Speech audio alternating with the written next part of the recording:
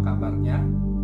Saya percaya kita semua sebagai anak-anak Tuhan dalam keadaan baik dan tetap sehat, karena kita menjaga kesehatan kita, mengikuti protokol kesehatan yang pemerintah ajarkan untuk kita taati dan kita lakukan.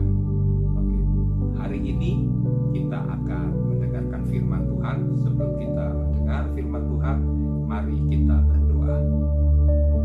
Bapa, terima kasih buat hari ini, buat kesempatan yang Tuhan berikan kepada kami. Jika sebentar kami akan mendengarkan firman Tuhan, Tuhan memberikan kami hikmat, pengertian, wahyukan firman Tuhan melalui kebenaran yang kami dengar pada siang hari ini. Kami buka hati kami, Roh Kudus yang mengajar kami. Terima kasih Tuhan, dalam nama Yesus kami berdoa. Amin. Anak-anak, siswa-siswa SMP 45, kita akan mendengarkan firman Tuhan di dalam Yesaya pasal yang ke-60, ayat yang pertama sampai dengan ayat yang kelima. Saya berharap kita semua membaca ayat Alkitab ini bersama-sama. Oke ya, kita baca dari ayat 1 sampai dengan ayat yang kelima. Firman Tuhan di dalam Yesaya pasal 60. Judul perikopnya adalah Kemuliaan Sion yang akan datang. Bangkitlah, menjadi teranglah, sebab terangmu datang dan kemuliaan Tuhan terbit atasmu. Sebab sesungguhnya kegelapan menutupi bumi dan kekelaman menutupi bangsa-bangsa. Tetapi terang Tuhan terbit atasmu dan kemuliaannya menjadi nyata atasmu.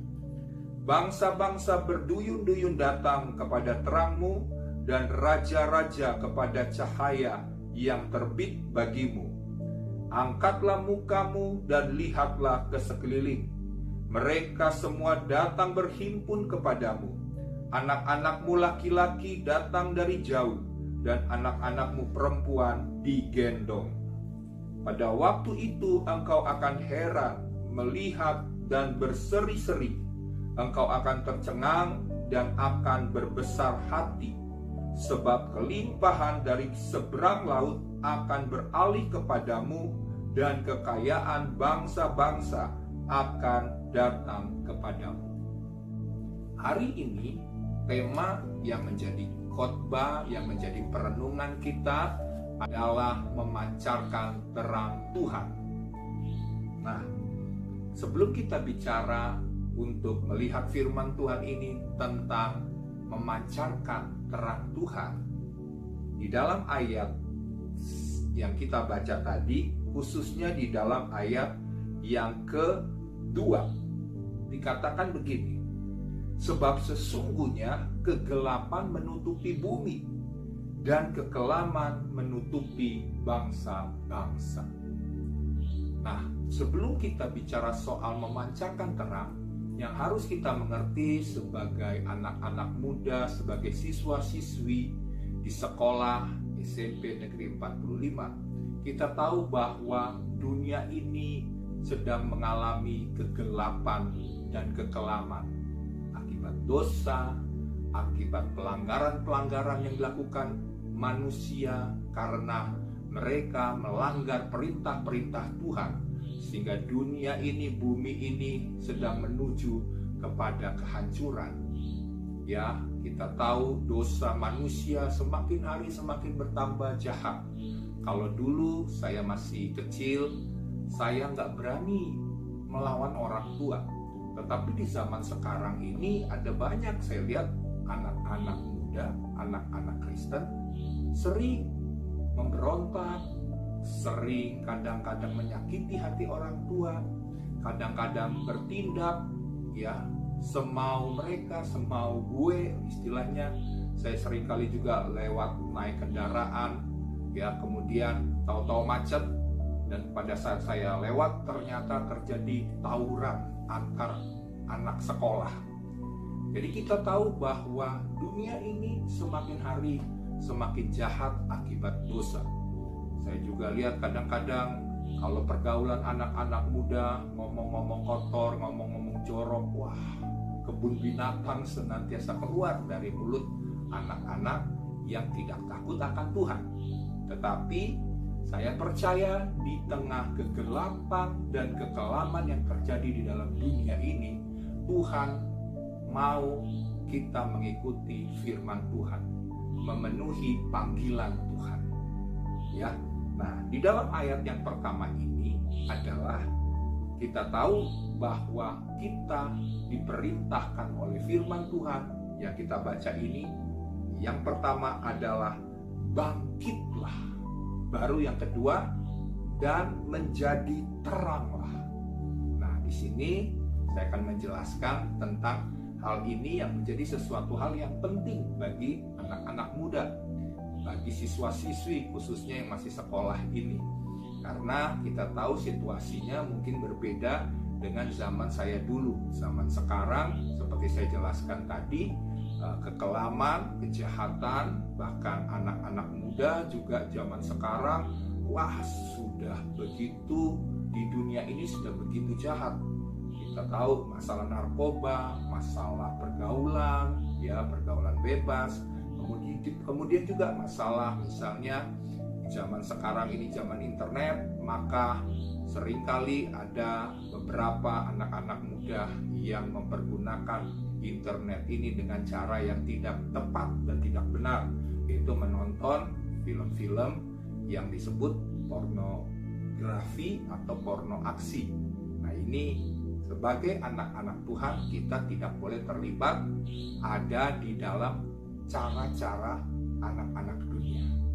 Ya, oleh sebab itu dikatakan bangkitlah dan menjadi terang. Nah, untuk memancarkan terang Tuhan, yang pertama yang harus kita lakukan adalah bangkit. Bangkit dari apa? Bangkit dari kesedihan, bangkit dari misalnya keterpurukan, bangkit dari pemahaman soal, wah, saya ini anak yang gagal, saya ini banyak hal yang saya harus jalani, lewatin, saya ini berat sekali. Ya, mungkin anak-anak, walaupun kalian masih muda, kalian punya beban-beban. Bahkan ada yang seperti anak-anak yang masih SD pun bisa juga berpikir seperti orang dewasa.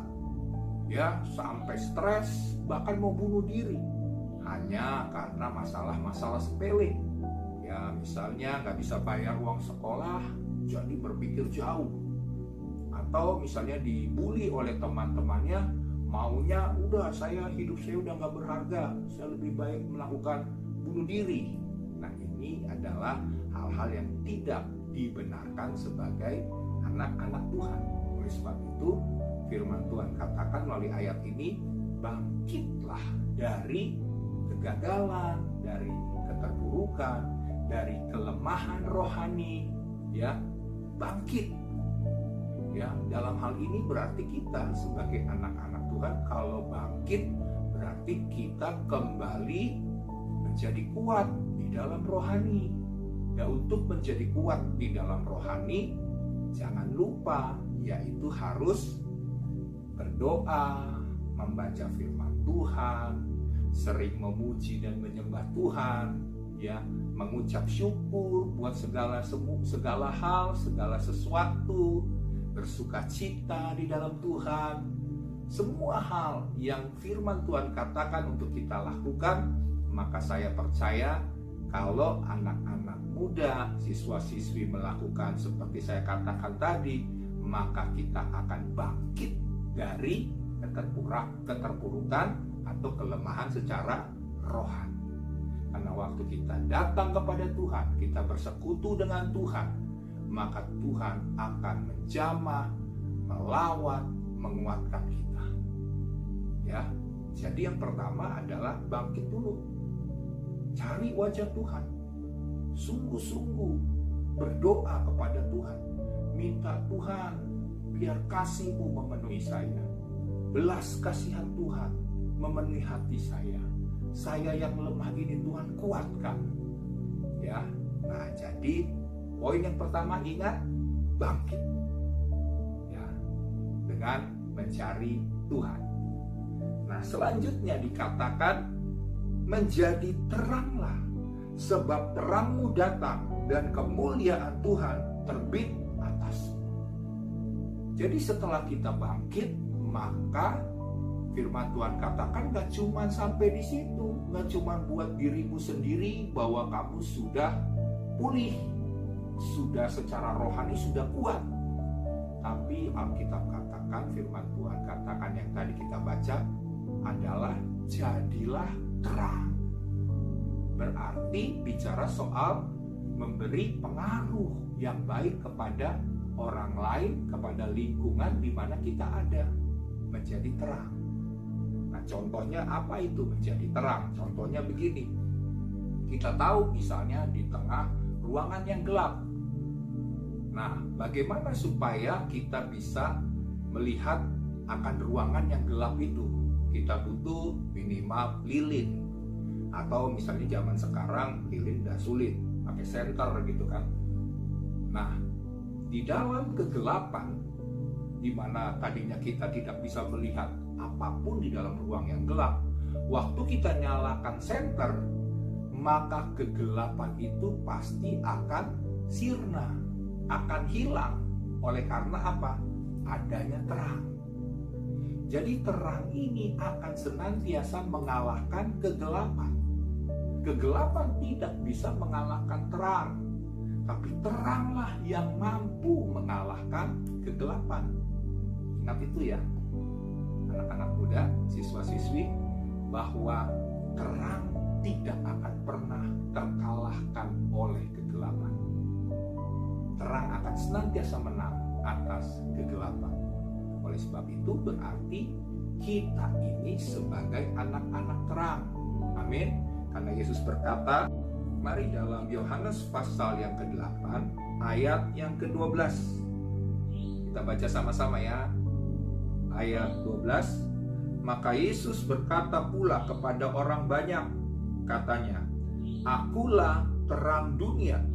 Barang siapa mengikut aku, ia tidak akan berjalan dalam kegelapan, melainkan ia akan mempunyai terang hidup. Tuhan Yesus berkata bahwa akulah terang dunia, dan barang siapa mengikut Yesus, maka kegelapan atau orang yang ikut Yesus itu tidak akan berjalan dalam kegelapan. Ya, tidak akan berjalan dalam kegelapan, melainkan orang yang mengikut Yesus itu akan mempunyai terang hidup. Nah, jadi siswa-siswi SMP 45, pastikan bahwa Yesus harus tinggal dalam hati kita. Dia harus menjadi Tuhan, menjadi juru selamat, ya, menjadi yang nomor satu dalam kehidupan kita. Berarti kalau dia dijadikan nomor satu, jangan lupakan Tuhan. Setiap hari harus seperti tadi saya katakan, berdoa, memuji, menyembah, baca firman, ya, bersyukur, bersukacita dalam Tuhan. Itu yang Tuhan kehendaki. Jadi anak-anak dengar, waktu kita menyerahkan hidup ke dalam tangan Tuhan, Dia adalah terang hidup itu yang akan memancar melalui hidup kita, sehingga orang lain akan diberkati.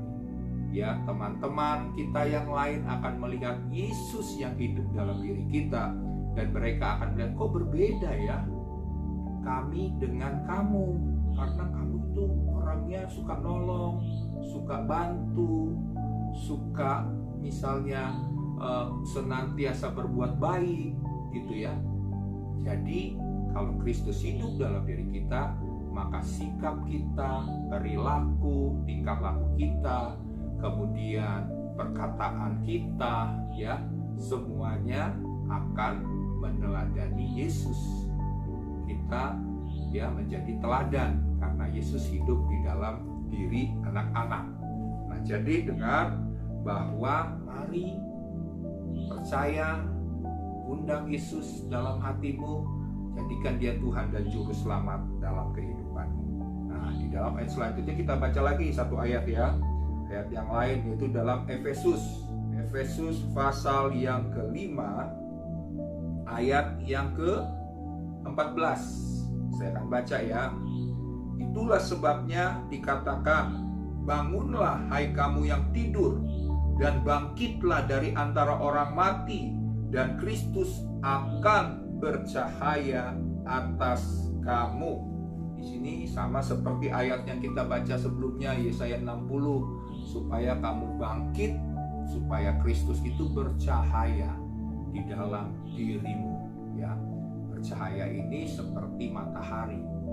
Suatu kali saya pernah pergi ke daerah Bromo. Biasa ke daerah sana tentu kita akan menantikan akan matahari yang terbit. Nah, jadi orang banyak berkumpul. Mereka menunggu dari malam. Bahkan sudah ada di sana. Tapi di sana itu gelap malam hari. Tapi setelah menjelang pagi, jelang fajar, ya, apa yang terjadi? Matahari itu timbul, maka yang tadinya gelap ternyata kita bisa melihat di sekeliling. Wah, pemandangannya indah karena ada matahari yang terbit bersinar mengalahkan kegelapan di sekitar kita. Jadi di sini mari anak-anak muda, kita harus pertama bangkit terus menjadi terang. Sebab apa? Kemuliaan Tuhan terbit atasmu. Saya mengatakan kemuliaan Tuhan itu sangat luar biasa. Kemuliaan Tuhan itu mengalahkan kemuliaan yang ada dalam dunia. Jadi kalau anak-anak muda, siswa-siswi hanya mau mengejar hal-hal yang dunia, itu nggak ada apa-apanya, tidak sebanding dengan kemuliaan Tuhan yang lebih besar daripada kemuliaan yang ditawarkan oleh dunia. Apa tuh kemuliaan dunia? Popularitas, ya, terus misalnya jadi berhasil menurut dunia, kaya raya misalnya. Itu semua tidak ada apa-apanya dibandingkan kemuliaan Tuhan yang terbit dan turun atas hidup kita. Kenapa? Karena waktu kemuliaan Tuhan itu turun atas hidup kita, ini kita lihat ada begitu banyak janji-janji. Dikatakan di dalam ayat yang ketiga, bangsa-bangsa akan berduyun-duyun datang kepada terang. Maksudnya apa? Berduyun-duyun itu berapa orang? Pasti banyak. Di dalam ayat 3 dikatakan bangsa-bangsa, berarti tidak cuma satu. Begitu banyak bangsa datang berduyun-duyun kepada terang. Hidupmu akan memancarkan terang Tuhan. Kalau Tuhan, kemuliaan Tuhan turun atas hidup kita akan memancarkan terang. Orang akan datang kepada kita, mereka akan melihat terang itu yang memancar oleh hidup kita. Hidup kita jadi berkat, ya. Jadi cari perkara kemuliaan Tuhan, jangan kemuliaan dunia, ya. Karena janji Tuhan, kemuliaan Tuhan, maka bangsa-bangsa berduyun-duyun datang kepada terang. Dan baca ayat 3b-nya, dan raja-raja kepada cahaya yang terbit atas. Berarti bukan cuma bangsa-bangsa, bukan cuma terkenal, ya, bukan saja menjadi berkat, tapi raja-raja, orang-orang penting, pemimpin-pemimpin, pemerintah-pemerintah akan datang. Oleh karena apa? Oleh karena terang Tuhan yang terbit atas diri kita. Wow, ya, luar biasa janji Tuhan ini bagi setiap kita. Terus dalam ayat 4 dikatakan gini, angkatlah mukamu dan lihatlah ke sekeliling. Mereka semua datang berhimpun kepadamu. Wow. Terus di dalam ayat selanjutnya dikatakan begini, anak-anakmu laki-laki datang dari jauh dan anak-anakmu perempuan digendong. Ayat 5, pada waktu itu engkau akan heran melihat dan berseri-seri. Terus engkau akan tercengang dan akan berbesar hati. Lihat, waktu orang-orang melihat terang Tuhan dalam diri kita, yang kita pancarkan melalui sikap hidup kita, perkataan kita, maka Alkitab katakan, firman Tuhan katakan bahwa apa? engkau akan heran dan berseri-seri. Berseri-seri ini gambarnya apa? Bersuka cita. Kenapa orang bisa bersuka cita? Pasti coba deh adik-adik, lagi bersuka cita itu biasanya pada waktu apa? Satu, nilai sekolahnya bagus, naik kelas, suka cita dong, ya kan? Terus apa lagi? Dapat kado, dapat hadiah dari orang tua karena ulang tahun misalnya, atau dapat kado hadiah karena naik kelas, ya karena nilainya bagus. Itu pasti bersuka cita, jadi berseri-seri. Demikian juga waktu kita diberkati oleh Tuhan, karena kenapa? Karena kita memuliakan Yesus, karena kita menjadi terang Tuhan, kita menjadi berkat, maka kita akan bersuka cita, muka kita berseri-seri, ya. Terus sudah cuman itu, engkau akan apa? Firman Tuhan katakan selanjutnya, engkau akan tercengang. Tercengang itu bagaimana? Tercengang itu heran, sampai kagum, sampai terpesona. Karena kenapa? Karena coba bayangin, orang-orang itu datang kepada kita mengatakan, wah, hidup kamu bisa jadi berkat, bagaimana sih caranya supaya saya juga bisa jadi berkat? Dan adik-adik akan bilang, ini bukan saya, ini semua karena anugerah Tuhan, karena kebaikan Tuhan, ini berkat dari Tuhan, bukan kehebatan saya, ya. Nah, jadi di sini jelas, dan kamu akan berbesar hati. Terus ayat selanjutnya kita baca ya, ayat yang kelima selanjutnya, sebab kelimpahan dari seberang laut akan beralih kepadamu dan kekayaan bangsa-bangsa akan datang kepadamu. Ini bicara soal berkat. Jadi nggak perlu takut anak-anak Tuhan, nggak perlu takut siswa-siswi SMP 45. Kalau terang Tuhan terbit atas kita, kemuliaan Tuhan memancar melalui kehidupan kita, maka berkat-berkat Tuhan akan disediakan bagimu. Tuhan akan memberkati kita, cita-citamu akan tercapai, kamu akan sekolah, kamu gak usah pikirin masalah uang, karena berkat Tuhan bisa mengalir melalui hidupmu. Waktu kamu berdoa, Tuhan, saya butuh sekolah, saya butuh Tuhan supaya biaya untuk sekolah bisa tercukupi, Tuhan bisa ngadain mujizat. Ya, karena ini adalah janji Tuhan. Kalau Tuhan berjanji, dia tidak pernah berdusta, dia tidak pernah berbohong. Tapi kalau dia berjanji, pegang janji Tuhan, percaya bahwa Tuhan akan menepati janjinya. Manusia bisa berbohong, manusia bisa lupa akan janjinya, tapi Tuhan tidak pernah lupa. Yang penting anak-anak, siswa-siswi SMP 45 tetap pegang janji Tuhan. Ya, ini luar biasa ayatnya. Terimalah firman Tuhan hari ini supaya kita memancarkan terang Tuhan. Maka kita harus bangkit, kita harus jadi terang, yaitu jadi berkat. Kemudian maka janji-janji Tuhan akan turun atas hidup kita. Kita tidak perlu takut, tidak perlu khawatir. Tuhan menyediakan segala hal yang kita butuhkan. Amin. Mari kita berdoa buat firman Tuhan. Mari kita tundukkan kepala. Sebelum saya akan berdoa secara khusus, mari ya, yang belum pernah untuk menerima Yesus sebagai Tuhan dan Juru Selamat, ya, secara pribadi belum pernah ngucapin akan hal menerima Yesus, mengundang Yesus masuk dalam hati, sekarang ikuti doa saya, ya. Karena janji Tuhan katakan ini, janji ini buat mereka di mana Kristus tinggal dalam hidup.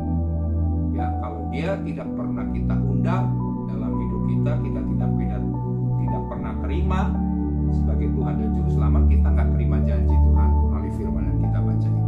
Ya, jadi sekarang saya minta kepada siswa-siswi yang belum pernah berdoa mengundang Yesus dalam hati, dengan mulut, ikuti doa saya, ya. Bapa yang baik, terima kasih Tuhan karena Engkau telah mengajar saya untuk mengerti akan firman Tuhan. Hari ini Tuhan, saya mengakui bahwa saya adalah orang berdosa. Saya mengakui Tuhan bahwa saya tidak dapat memperoleh janji Tuhan jika saya tidak mengundang Engkau masuk dalam hati saya. Saat ini Tuhan, saya percaya bahwa Yesus sudah mati di atas kayu salib untuk menebus dosa-dosa saya. Dan pada hari yang ketiga, Yesus bangkit dari kematian, mengalahkan maut dan dosa. Sehingga saat ini Tuhan juga sudah mengampuni dosa dan pelanggaran saya, menyucikan saya. Saat ini Tuhan, saya mengundang Yesus masuk dalam hati saya, berkuasa dan memerintah atas hidup saya. Mari Tuhan, saya mengakui bahwa Yesus Kristus adalah Tuhan dan Juru Selamat pribadi saya. Terima kasih Tuhan, damai sejahtera Tuhan turun atas hidup saya. Dalam nama Tuhan Yesus. Amin. Ya, kita akan berdoa berfirman. Terima kasih Tuhan, firman-Mu yang boleh kami dengar hari ini. Sekarang biarlah janji Tuhan digenapi, supaya setiap siswa-siswi mengingat akan ayat ini. Pada waktunya mereka akan mengerti bahwa kalau terang Kristus ada dalam diri mereka, mereka akan melakukan perkara besar. Janji-janji Tuhan yang luar biasa terjadi dan digenapi melalui hidup kami. Terima kasih Tuhan Yesus. Dalam nama Yesus kami berdoa. Haleluya. Amin. Puji Tuhan. Tuhan Yesus